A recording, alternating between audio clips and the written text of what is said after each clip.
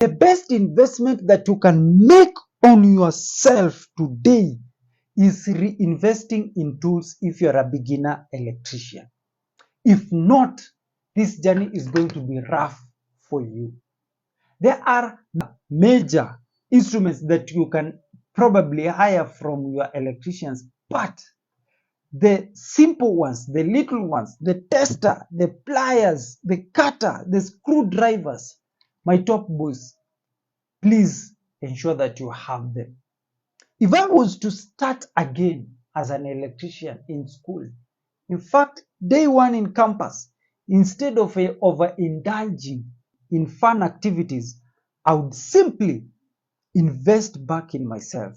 Tools, the right books, the right notes, the right content, until I have all this investment. If and only if you are passionate about electrical, so that when you step to the arena, my top boss, utakuwa umeiva proper, umeiva uko fiti.